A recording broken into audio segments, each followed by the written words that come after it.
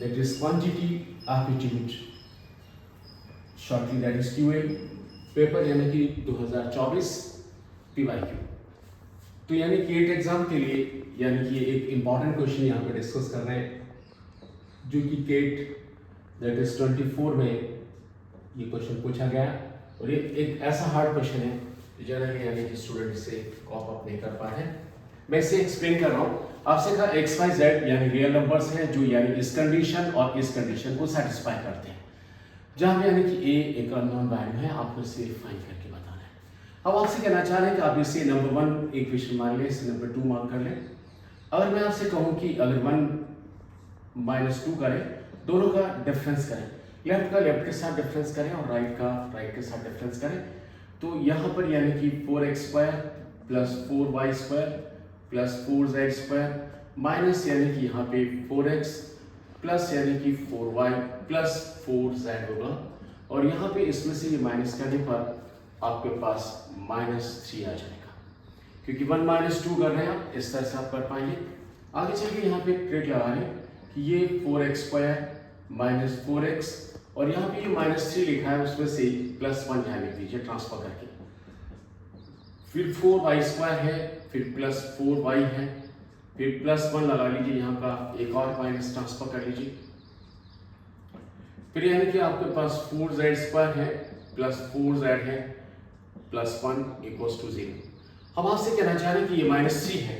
जिसे इधर ट्रांसफर करने पर यानी +3 हो जाएगा और +3 को यानी 1 1 1 करके हमने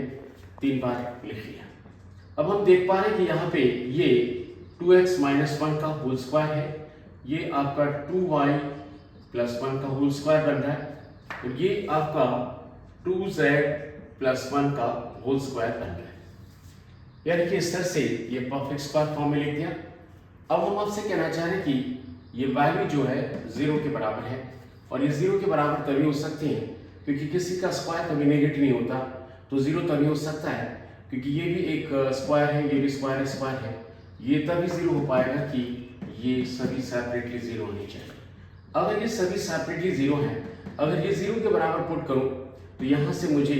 x की वैल्यू 1/2 मिल जाएगी। If it is 0 means 2x - 1 0 के बराबर है तो x = 1/2 हो जाएगा। इफ इट इज 0 यानी कि y + 1 2y + 1 अगर 0 के बराबर है सो y = -1/2। इफ इट इज 0 तो z = -1/2 हो जाएगा। इस तरह से यानी कि आपने इन वैल्यूज को आपने फाइंड कर लिया। अब आपको यानी कि a की वैल्यू को फाइंड करने के लिए कहा है तो आप नंबर 1 या नंबर 2 किसी में भी पुट कर लें तो आप a आसानी से निकाल पाएंगे। तो बाय 1 में कहना चाह रहा हूँ कि अगर आपको यहाँ पे चाहिए 4, यहाँ पे यानी कि x² है तो 1/2 का यानी कि स्क्वायर करने पर यानी कि 1/4 हो जाएगा। फिर इसके बाद -1/2 का स्क्वायर करें तो वो भी 1/4 हो जाएगा। फिर यानी कि z² यहाँ पे इसका भी स्क्वायर करें तो 1/4 हो जाएगा। आप यहाँ पे यानी कि a लिख दीजिए, ये 4 से 4 कैंसिल आउट हो गया और इसके बाद 1 + 1 + 1 तो ये आपके पास यानी कि ये 4 से 4 they cancel out, 1 + 1 + 1 it is a,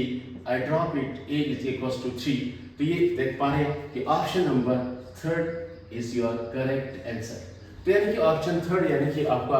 answer 3 कह सकते हैं कि वो एक करेक्ट आंसर हो जाएगा। इस तरह से एक हार्ड क्वेश्चन को आप इजी वे में यहाँ पे कर पाएंगे। इसके आगे चलना चाह रहे हैं आपसे नेक्स्ट क्वेश्चन में क्या कहा, आपसे कहा द सम ऑफ यानी all 4 digit numbers that can be formed with the distinct non zero digits a b c d। आपके पास यानी कि 4 1 2 a b c यानी ये 4 यानी कि ये कह सकते हैं ये 4 यानी कि distinct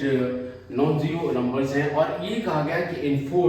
distinct non zero numbers से बनने वाले यानी कि 4 डिजिट नंबर्स उनका यानी कि सम आपको फाइंड करना है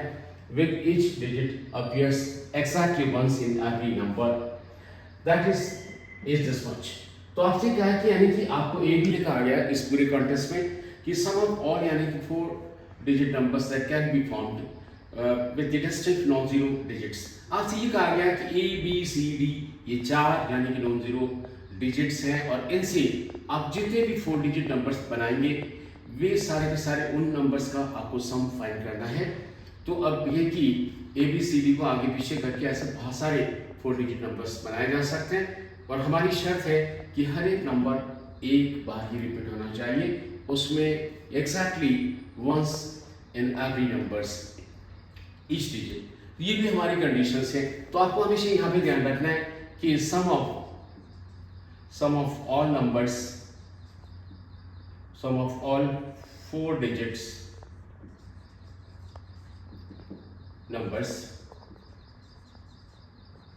यानी कि रिक्वायर्ड लिख सकते हैं, रिक्वायर्ड सम ऑफ यानी कि 4 digit नंबर्स। रिक्वायर्ड का मतलब यहाँ पे जो ABCD को आगे पीछे करने से जितने भी नंबर्स 4 digit बनते हैं, तो उसके लिए आपको ध्यान रखना है, इसका फॉर्मूला होता है, अगर 4 digit है तो आपको 4 बार 1 1 लिखना है, फिर ABC ये चारों डिजिट का सम करना है, और into 6 ये जितने भी नंबर ABCD को आगे पीछे करने पर, जैसे अगर आपके पास 1 2 3 लिखा है तो मैं इसको यानी कि 1 3 2 लिख सकता हूँ, इसको 2 यानी कि 1 3 लिख सकता हूँ, 2 यानी कि 3 1 लिख सकता हूँ, या 3 आपको 1 2 लिख सकता हूँ, 3 यानी कि 2 1 लिख सकता हूँ। ऐसे आगे पीछे करके आपके पास ABCD है, यहाँ पे 4 है, वो मैंने 3 के लिए बता दिया। फिर ये जो नंबर्स आएंगे उनका सम है, वैसे ये 3 digit था, इसी तरह से यानी कि यहाँ पर 4 digits को आगे पीछे करके तो उनका सम निकालने का ये फॉर्मूला है। बट गिवन है, आपको गिवन दे रखा है, उनका सम आपके पास दैट इज 1 यानी कि 3 3 1 5 3 3 0 1 0 प्लस यानी कि n आपको दे रखा है। तो यानी कि इनका सम निकालने के लिए फॉर्मूला आपको याद रखना पड़ेगा। अगर आपके पास 3 digits है तो ये फॉर्मूला चेंज हो जाएगा, उसमें 1 1 यानी कि 4 बार आके 3 बार ही आएगा, फिर ABC आ जाएगा। तो इस तरह से यानी कि ये आपको फॉर्मूला फिक्स ध्यान रखना है। अब ये कहना चाह रहे हैं कि ये आपके पास कितने नंबर यहाँ पे क्रॉस लगा सकते हैं, 1 2 3 नंबर्स क्रॉस में हैं। डेफिनेटली ये कह सकते हैं कि दिस इंप्लाइज ये नंबर जो लिखा है that is 1 5 3 3 1 0 plus n is divisible by, ये कह सकते हैं कि नंबर डिविजिबल बाय 6, क्योंकि 6 एज ए फैक्टर है, यहाँ पर 6 आपके पास एज ए फैक्टर आ रहा है, तो डेफिनेटली यानी क्योंकि ये तीनों का प्रोडक्ट इसके बराबर है, तो ये नंबर यानी कि डेफिनेटली 6 से डिविजिबल होना चाहिए। This implies is n should be, यानी कि n क्या होना चाहिए, शुड बी या तो 2 होगा या फिर यानी कि आपका 8 होगा, क्योंकि यहाँ पे 2 होने पर ही वो 6 से डिविजिबल होगा, या फिर 8 लगाओ तब भी यानी कि नंबर 6 से डिविजिबल हो सकता है, बाकी अदरवाइज नहीं है। तो ये 2 जो n की वैल्यू है ये या तो यानी कि 2 होगी या फिर 8 होगी, ये आपको डिविजिबिलिटी जो रूल्स होते हैं उससे आपको ध्यान रखना है। अब हम आपसे कहना चाह रहे हैं कि यहाँ पर ये कह रहे हैं कि इफ n इक्वल्स टू 2, अगर मैं यहाँ पे n इक्वल्स टू 2 लगा दूं, देन आपके पास क्या होगा 1 5 3 3 1 0 प्लस 2, और ये आपके पास 1 5 3 3 1 2 हो जाएगा, which is not divisible by, which is not divisible by, ये नंबर डिविजिबल नहीं है by what 11, क्योंकि ये आपके पास ये जो नंबर आ रहा है डेफिनेटली 11 से डिविजिबल है, तो ये नंबर भी पूरा का पूरा 11 से डिविजिबल होना चाहिए। और अगर n के स्थान पे मैं यानी कि 2 लगाऊं तो ये नंबर यानी कि 11 से डिविजिबल नहीं होगा। सो यानी कि n equals to 8 is your correct यानी कि हो पाएगा। n यानी कि आपके पास 8 यानी कि कह सकते हैं n की जो वैल्यू है वो 8 यानी परफेक्ट होगी। देन ये कह सकते हैं कि आपके पास यानी कि 1 1 1 1 इनटू यानी कि a plus b plus c plus d equals to यानी कि आप इनटू यानी कि आपके पास 6, और यहाँ पे 1 ये आप लिख दीजिए, और यहाँ पर प्लस यानी कि 8 लगा दीजिए। जैसे प्लस 8 लगाएंगे तो ये नंबर आपका 18 हो जाएगा। अब है कि दिस इंप्लाइज, अगर इस नंबर को मैं इससे डिवाइड करूं तो a plus b plus c plus d into यानी कि जो नंबर आपके पास आ रहा है इस जैसे ये नंबर सब डिवाइड करने पर यानी कि इसकी वैल्यू 23 आ जाएगी। तो यानी कि a plus b plus c की value a plus b plus c plus d की जो वैल्यू है वो हमने यहाँ पे फाइंड कर ली। आपको इस नंबर से डिवाइड करना है। अब यानी कि देन आपसे ये पूछा गया कि you have to find the value of this expression, तो आपके पास a plus b plus c plus d plus n